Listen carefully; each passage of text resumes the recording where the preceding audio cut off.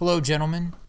I wanted to kind of revisit, in a way, a topic that I've been talking about for years, and I haven't really seen anybody else portray the issue of how the red pill applies in the manosphere to different groups, and specifically kind of what's the difference between men that decide that MGTOW is their best option in the men's community, or the manosphere if you want to call it that, versus guys that either are anti-MGTOW or they really don't think MGTOW is the right choice for themselves or even in general for guys to make today. And I really think that this is not something I've seen described by any other content creators. And I recently had sort of a conversation on someone else's channel, and the guy that I was having the conversation with really didn't have that unreasonable of a point of view. Like, it seemed like his point of view was totally different than mine. And as the conversation continued, our sort of perspectives were not really that much different. But it reminded me of this situation where you have sort of two different aspects of the red pill, or I think of them as two different red pills, in terms of how it applies to men who identify as either MGTOW or MRA or a PUA or a traditional conservative. I don't really include incels with this because I think that they could kind of work their way into any sort of group. But basically, I divide the red pill knowledge or understanding that we have within the community into two different sort of halves or parts of the red pill, or again, I think of them as basically two separate red pills.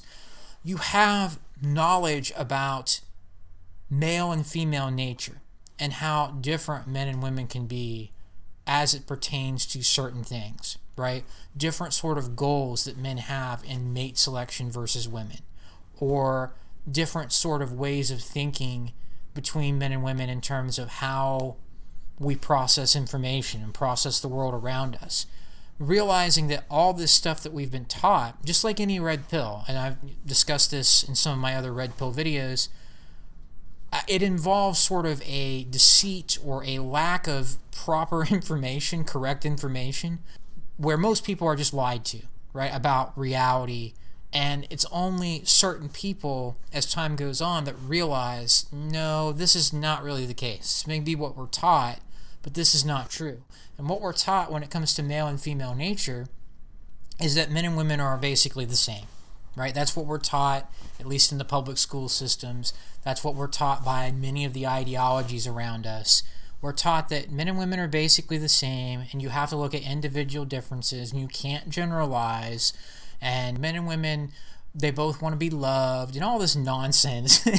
What you realize, this is not really a video, guys, where I'm going to defend and try to go into why this is not the case. That's not really my point here, right? But my point is that this is clearly not true, right? Men and women have different mating strategies. They think very differently from one another. Men and women are not interchangeable.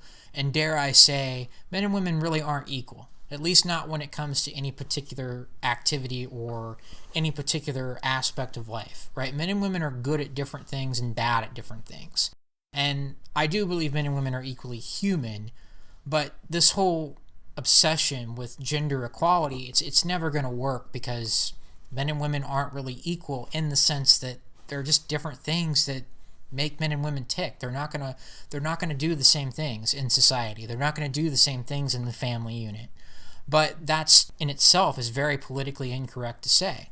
So you have this understanding of male and female nature, but you also have to have this understanding of the other red pill, the other side of the coin to this, is realizing where men and women stand in society in relation to one another. Who has the power? Who has control over the family unit? Who is it that basically says how things are going to be, and the other gender, the other sex, has to basically go along with that if they want a so-called relationship, right? And it's clear to me, and again, we're not taught this, we're taught the opposite of this. We're taught that women are victims of the patriarchy, and women can do anything men can do, but men stop them from doing it somehow. The reality is that women have the upper hand when it comes to the family law courts, when it comes to gender roles, right? As I've described before, or I think I have anyway, if you ask a woman to make you a sandwich or get you a beer, that's considered to be at least somewhat sexist, depending on the context, right? Whereas expecting a man to make a certain amount of money or have these masculine traits and qualities, well, that's just expected, right? All the gender roles that are left in our society are roles that men are expected to perform, right? But asking a woman to do something simple like make you a sandwich is sexist. That's how one-sided and skewed gender roles are. You look at the Duluth model for domestic violence, and again, I'm not going to go into hardcore defending this point of view. I'm just describing it in a general sense.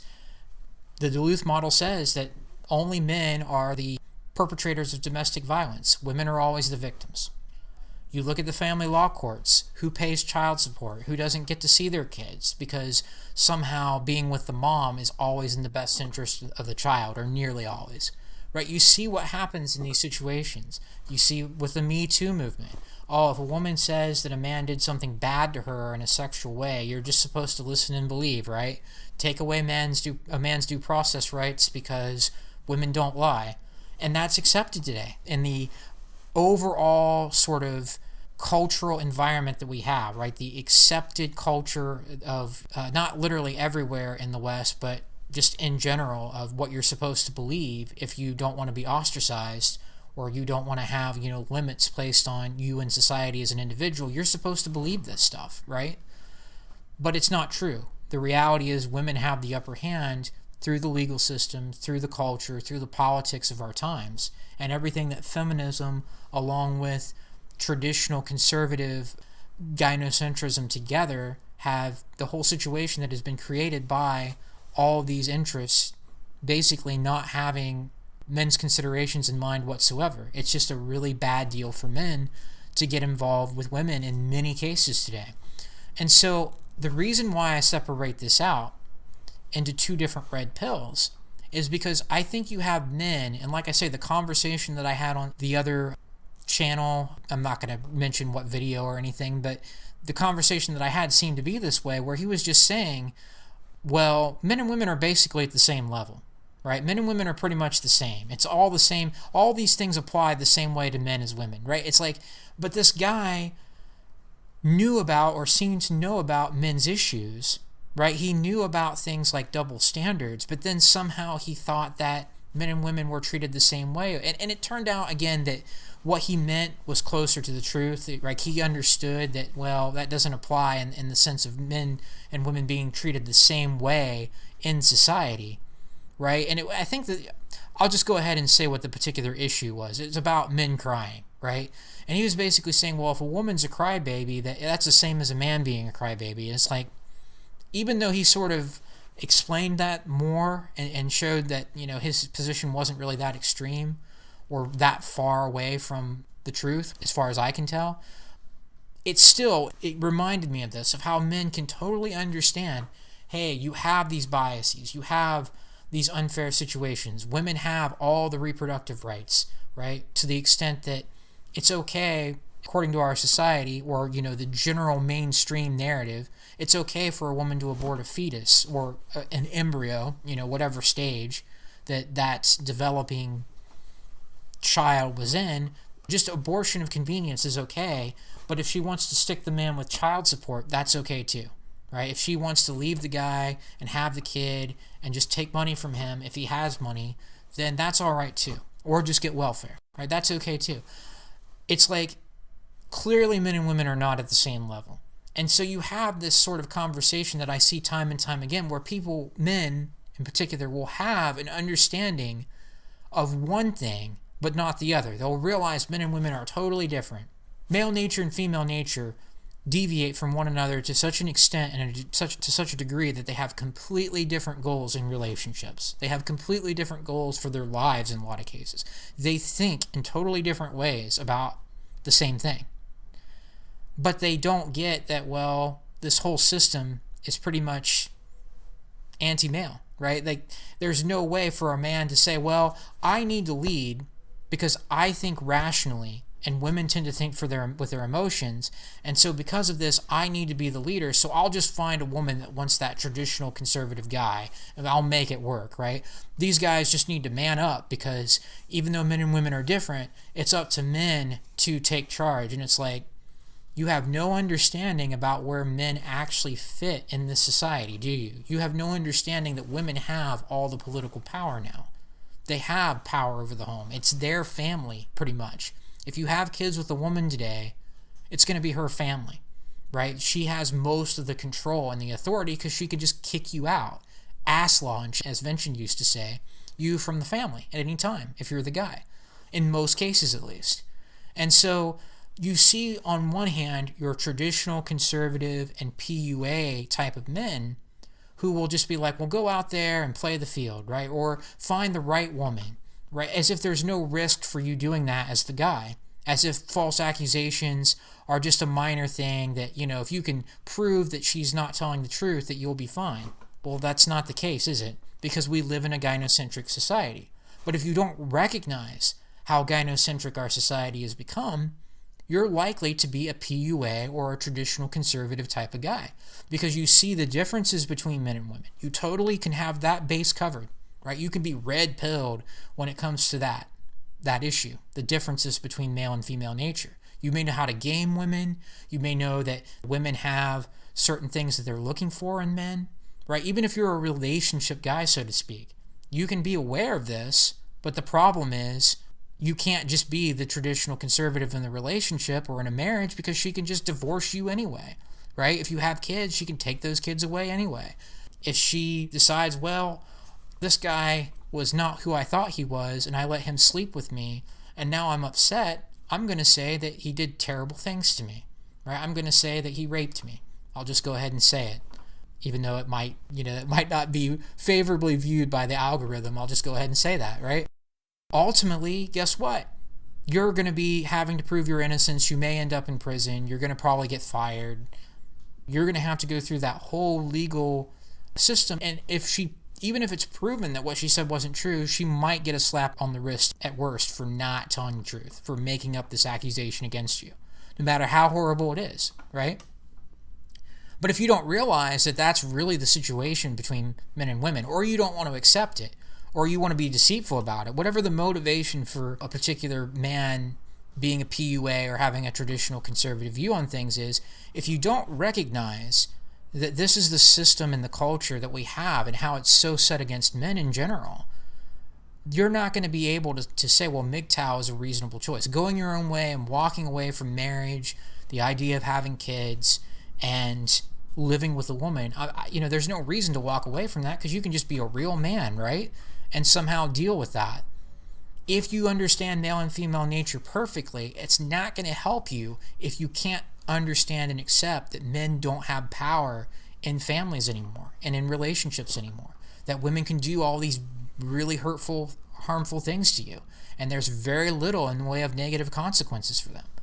On the other side of the coin, guys, you have the exact opposite of this, right? And I think this tends to be where a lot of the MRAs fall in, right? Where they understand that men are at a disadvantage in a major way in our society today. They understand the Duluth model. They understand that Me Too takes away men's due process rights. They understand that men have no reproductive rights compared to what women are allowed to do, right? They understand how one-sided gender roles have become. But they don't realize that women are not reasonable. That's the key aspect of female nature here, I think, more than others, although you could probably talk about other differences between men and women and how they come into play when it comes to not being able to make a relationship work in this environment. But the problem is, women are not reasonable. Women have most of the power, and they're not going to compromise. And you see this all the time. Look at the number of women that have come out against Me Too versus the number of women several years ago now, I think, that paraded with genitalia hats, right, pussy hats, in Washington, D.C. for no reason whatsoever. Just saying, oh, we need more rights, and we don't like Trump, and women need more, and men are bad. I mean, they literally had no reason, and yet There they were. How many women did that on the basis of just an emotional reaction to what they felt like they deserved versus women that are coming out hardcore against Me Too? What's the difference there? You don't see hardly any women coming out against Me Too compared to the women that want more rights and more privileges. Why? Because they're emotional thinkers. They don't care about the facts, right? You can sit here and try to negotiate and compromise with most women all day. And I want to make this clear. There are some women that get it. There are some women for a few different reasons. Maybe they think more like a guy, right? They're on that end of the bell curve where their brain works and functions more like a man's brain than the average woman's. There are women out there that are that way, right? I'm not saying all women are the same, but there is a bell curve and there is a gravitation toward the mean. I think that's the right term. It's been too many years since I've studied that crap. But the bottom line is there's really no incentive for them to negotiate. They hear every day they deserve more. You live in a patriarchy. Men are bad. Look at how many women go along with this special but equal yet victim way of perceiving themselves. It makes no damn sense whatsoever. And look at how many women go along with it. The majority of them go along with it in Western society. Because to them, if they feel a certain way, I know I mentioned his channel a lot here, but I really watched a lot of his videos when I first became red-pilled, so to speak, to all these things.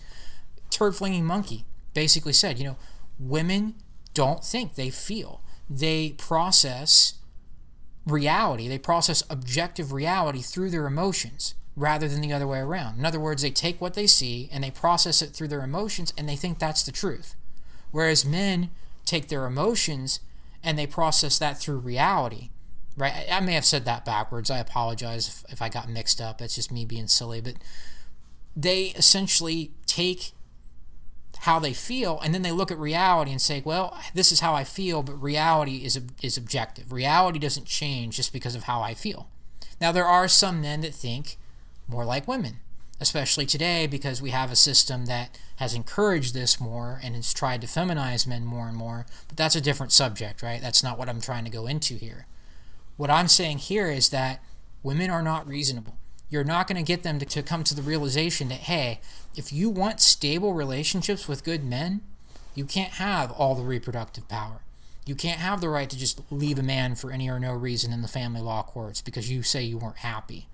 You can't just have the right to expect a man to do what he has always done in relationships as a provider and protector and not do crap and just think that he should just want to be with you because you're you.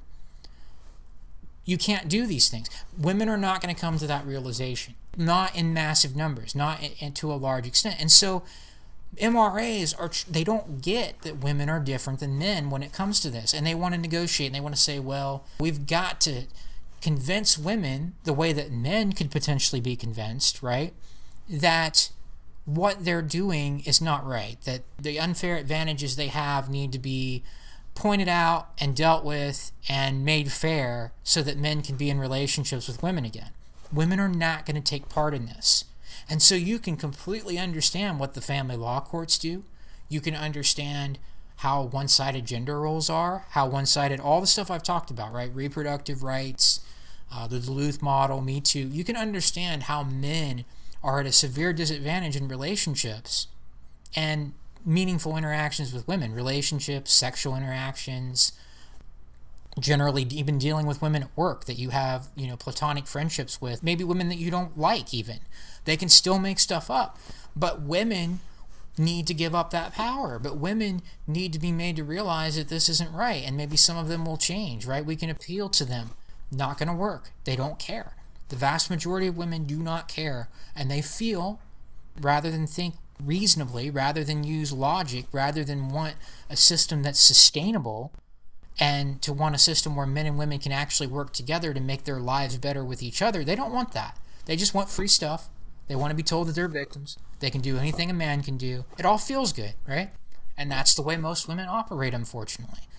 Again, I'm not saying all women are bad or evil or that every single woman's the same, but the vast majority of women do not care about the facts. They care about how they feel. And they'll just go on and on. And when I first was introduced to what you could call red pill content, I kind of discovered the men's position in society red pill first. And I used to argue with feminists online and be like, oh, but can't you see where men have all these issues? You're comparing homelessness to mansplaining, and that's ridiculous. The suicide rate to manspreading on the subway. It's like, that's ridiculous, right? Men clearly have the bigger issues. They don't care. They just sit there and get offended and talk about how bad men are and the patriarchy. It doesn't matter, right? Some form of that would take place. You cannot reason with most women.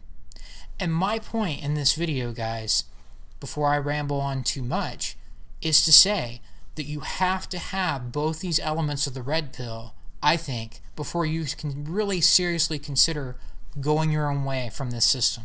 Going your own way from the idea of having a family, of building a life with a woman, having some form of committed relationship.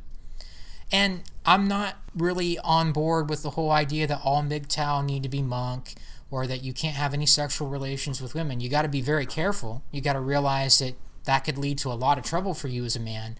But I think that, whatever you want to do in life is up to you. But the reality is, and this is sort of the third red pill, if you want to call it that. I don't want to get too ridiculous here. But there's the acceptance red pill. You have to also be able to put 2 and 2 together and get 4. And ultimately, you have to be able to see, okay, these are the differences between men and women, and this is where things stand between men and women in society. It's not going to get fixed, in all likelihood. Men aren't capable of leading families anymore because they're not allowed to in this system. You're not going to beat the whole society, right? You're not going to beat the government and what the woman has the power to do to you in the family law courts. It doesn't matter how masculine or alpha you are, right? Women can and will make allegations against you of sexual assault or of a sexual nature, or of a violence-based, some sort of accusation of that nature. They will do this with impunity. They will do this without really any sort of risk of major consequences, and our system is not going to get better, right? And this is where things are, and women will not compromise. They're not going to take a step back and realize this is not cool, because they're just being told every day, you go girl, you're special, you're equal, and you're a victim. All of those things contradict one another. It doesn't matter, because it's about what you feel like you deserve. And women feel like they always deserve more from men. And nothing is going to change that now, because women and thirsty men that just want to please women, or men that are more effeminate, and I'm not trying to be mean here or attack anybody in particular, but men that go along with what women want because they think that's what they're supposed to do, either for sexual gratification or to be accepted by society. Either way, they're just going to go along with that, and bang, you have a super majority of people that are going to support the status quo and worse in terms of how it affects men, in terms of where men stand in society. So to sum up what I'm saying here, guys, and I'm going to try to create some sort of graphic for this. I've done that in the past, but I think I'm going to create one that's a little bit different probably. I think you have to have both of these red pills in order to really consider MGTOW as a choice, to walk away from this and say, you know what, you can't just be the traditional conservative and get married, because even if you try to do that and you recognize that women basically need to be led in many cases, because men are better at long-term planning and thinking logically and all this stuff, right? Doesn't matter, because the system that we have in place lets a woman just leave you and take half your stuff and take your kids. So that's not doable, even if that's what's necessary. Our society no longer facilitates that in any way. But guys that don't realize that, or they want sex and they're in denial about, that was the traditional conservative side of it, but the guys that just want sex and they're in denial about where things really are in terms of the power balance between men and women, they're just going to say, play the field, use game, get laid, don't get married, but just have as much sex as you want. Yeah, until you get a woman pregnant and you have to pay for that, or until you get STDs, which is kind of a different subject in itself, but that's still a huge risk, or until a woman makes an accusation against you. All these things are likely to eventually happen if you choose that lifestyle, if you make that kind of choice on a regular basis. Not smart, right? But if you're in denial about or don't understand the power that women have over men to accuse you of things and to put you through the ringer and to make you pay child support for kids that you didn't want to have because you have no freaking reproductive rights, you're a lot more likely to do that. And you're not going to go MGTOW, you're going to go PUA, or you're going to be a traditional conservative most likely. On the other side of it, like I said, to summarize, the other side of the coin is you recognize man's position in society and how women have a lot of the control and power over men, and they control relationships now basically. But if you think that women are somehow reasonable and that you can deal with them and get them to somehow compromise and sort of retreat on some of these things that feminism has done, and feminism along with, traditional gynocentrism together, well, you're not going to give up the fight. You're not going to go your own way because you're going to try to get women to see the light. You're going to argue with them. You're going to try to get them to realize that this isn't fair and that they need to be nice and that they need to want an actual balanced system for their own interest, right? You appeal to their sense of reason to get them to want a positive long-term result. Well, guess what? They're not going to do that because they don't think, they feel. Most women will just go along with what they're told is okay, and what they're told is okay is that men are never good enough, basically. Women deserve more. There's a patriarchy that oppresses women, right? Everything that where women are not as successful as men, it's because men have made it that way, right? And men are bad, but men still need to do things for women, and women can do everything that men can do, but men still need to do it anyway. This is literally what your average women out there today, not all women, but the average women out there think. And somehow it all makes sense because to them, it's not about what makes sense. It's about how they feel. That's the problem, guys. And so you have to, in my opinion, to get beyond just wanting to argue with women and get women to change the system, or to just try to be a traditional conservative and make something work with a particular woman, you have to have both sets of this knowledge. You have to understand how women have control of society at this point, together with weak men or men that are completely not able to see how things really are. And they'll go along with this, thirsty men as well. And you've got to be able to recognize that these guys or these people are just going to continue to be how they are, right? They're not going to compromise. But you have to have the knowledge of how things actually are in society, and then you have to realize the differences between male and female nature and how it's not going to get better for men because women don't operate like that. You're not going to be able to reason with them. All you can really do is walk away from the system, right? And then you have to have, like I say, the 2 + 2 = 4 type of realization that, hey, if women aren't like men, and they're not going to compromise, and the system is so one-sided in favor of women, why in the world would I get married? Why should I have kids? Why should I live with a woman when she can call the cops on me and arrest me, or in some cases claim to be married to me just because we live together through different forms of common law marriage? Why would you do that to yourself? And there are answers to that, right? If you absolutely have to reproduce and that's your life goal, or you can't live without trying to please a woman, then maybe MGTOW won't work for you. But aside from that, for men that can go beyond that basically and not have to be part of that type of negative scenario or negative situation, MGTOW becomes by far the best choice to make. Go your own way from this.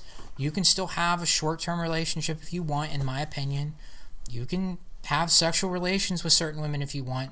Be careful, right? Be careful with all this. It's probably not the greatest idea, but if that's what you want, you can still do it. But men that are equipped with both sets of this knowledge know not to go down the path of getting married or trying to build a life with a woman.